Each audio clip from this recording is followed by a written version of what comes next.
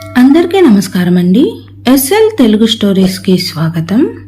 నేను చెప్పబోయే కథ ప్రేమ చెలగాట, ఎపిసోడ్ నెంబర్ 49. మరిన్ని కథల కోసం నా ఛానల్ని సబ్స్క్రైబ్ చేయండి.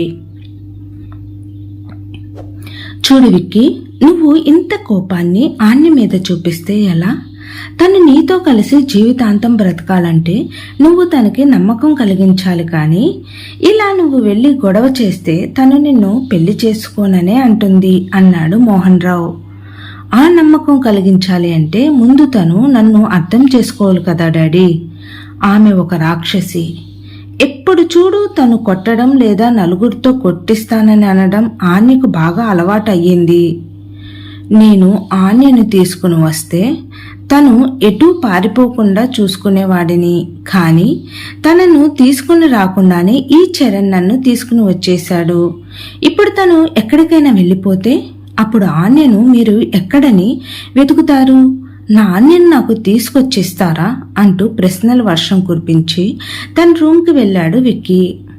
మోహన్ రావుకి విక్కీ అనేది కూడా నిజమే కదా. అయినా ఈ ఆన్య ముందు మాట ఇచ్చి ఇప్పుడు మాట తప్పడం ఏమిటి అనే ఆలోచనలతో సతమతమవుతూ ఉన్నాడు. ఇక చరణ్ మనసు అంతా ఆన్య మీదే ఉంది. విక్కీ చేసిన గొడవకు తను ఎంత బాధపడుతుందో, అందులోనూ నేను విక్కీని అక్కడికి తీసుకుని వెళ్ళినందుకు నా మీద చాలా కోపంగా ఉంది. ఆన్య వాళ్ళ ఇంటికి వెళ్తుందనుకుంటా. అక్కడైనా ప్రశాంతంగా ఉండనివ్వాలి.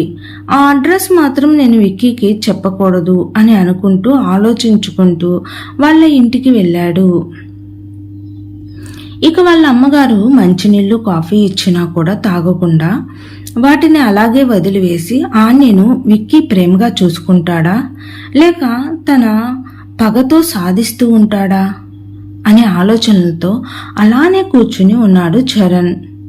చరణ్, ఏమైంది? ఎందుకు అలా ఉన్నావు? అంది సత్యవతి. వాళ్ళ అమ్మకి విక్కీ చేసిన నిర్వాహకం అంతా చెప్పాడు చరణ్. అది విన్న సత్యవతికి కోపం వచ్చి, చరణ్, నీ వలన, కేవలం నీ వలన ఆన్యకి ఇప్పుడు ఈ పరిస్థితి వచ్చింది.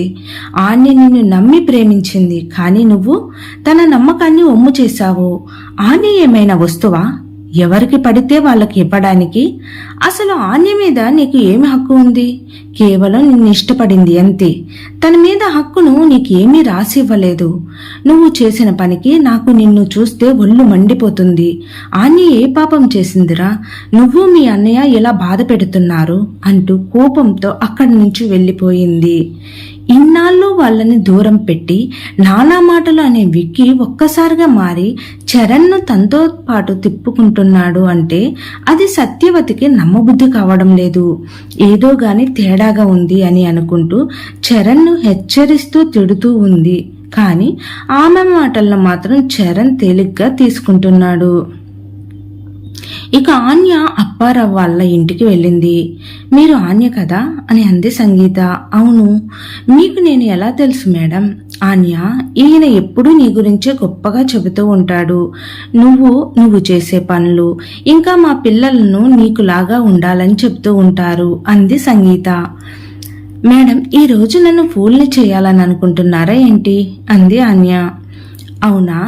ఇప్పుడు నేను నీ ముందే ఉన్నాను కదా అని వాళ్ళ పిల్లలు అయిన ప్రియా స్వీటీలని పిలిచింది. ఏంటమ్మా, స్కూలుకు టైం అవుతుంది కదా, బుక్స్ సర్దుకుంటుంటే ఎందుకు పిలిచావు అంది ప్రియా. ప్రియా, నువ్వు వెళ్ళి స్వీటీని కూడా తీసుకునిరా అని చెప్పి ప్రియను పంపించింది సంగీత. ఇక ప్రియా స్వీటీ కలిసి వాళ్ళ అమ్మ దగ్గరికి వచ్చారు. ప్రియా, స్వీటీ, మీకు ఆన్య అక్క గురించి తెలుసా అని అడిగింది సంగీత. నాన్న ఎప్పుడూ చెప్పేది ఆ అక్క గురించేగా మమ్మీ. మమ్మల్ని కూడా బాగా చదువుకుని ఆ అక్కలాగా ధైర్యంగా ఉండాలి అంటూ చెప్తారుగా అంది స్వీటీ.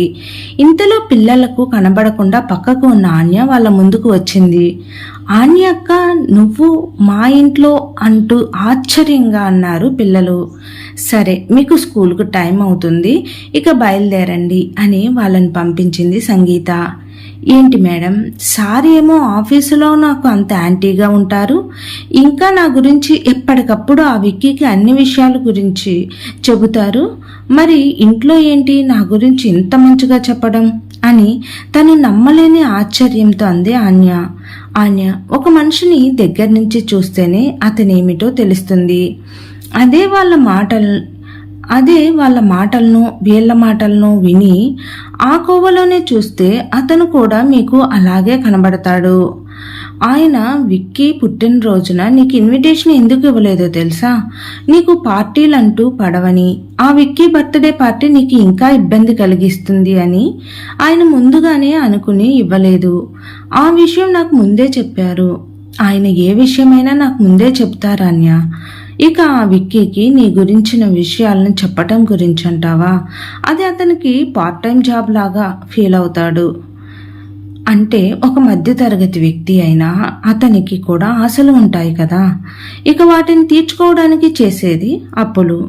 ఆ అప్పుల ఈఎంఐలను కట్టేందుకు, ఇంకా ఇల్లు గడపడానికి, పిల్లల చదువులు, ఇలా ప్రతి నెల తన జీవితం పంచుతూ వెళ్తుంటే అవి ఒక మూలకు కూడా సరిపోవు.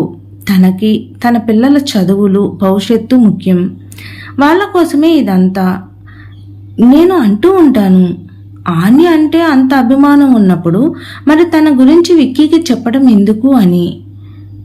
అంటే ఆయన ఏమంటాడో తెలుసా?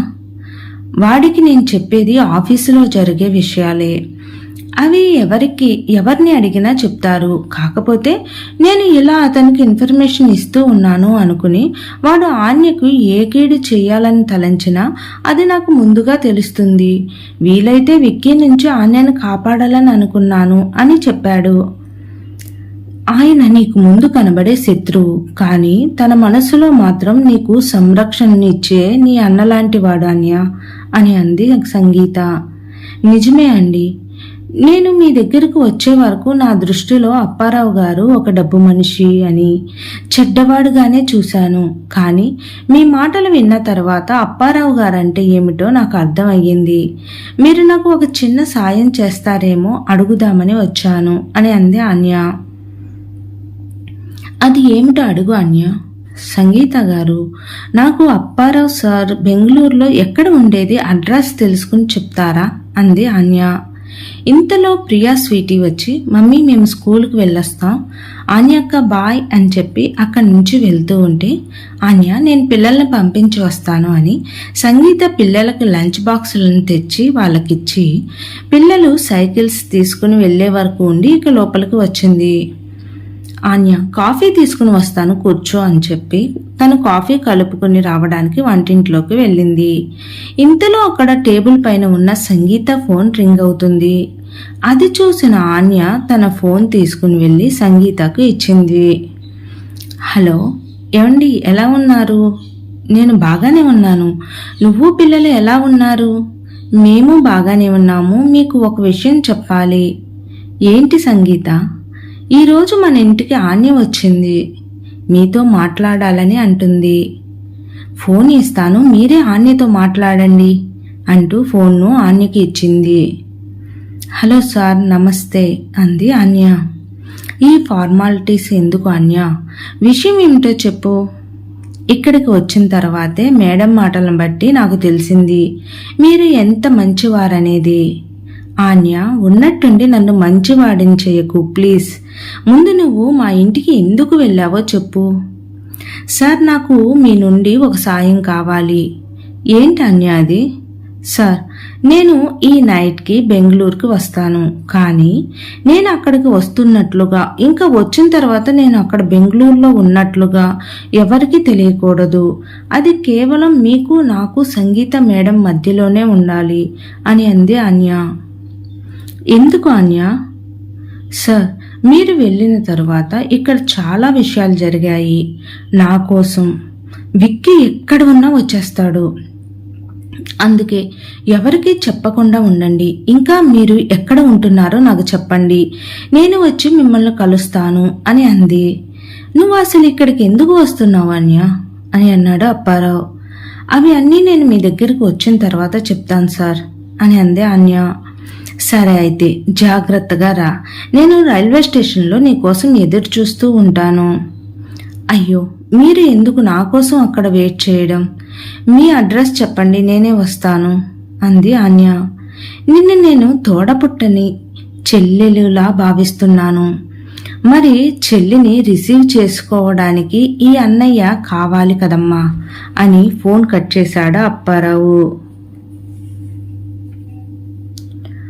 ఆన్య కనబడకుంటే విక్కీ ఏం చేస్తాడు?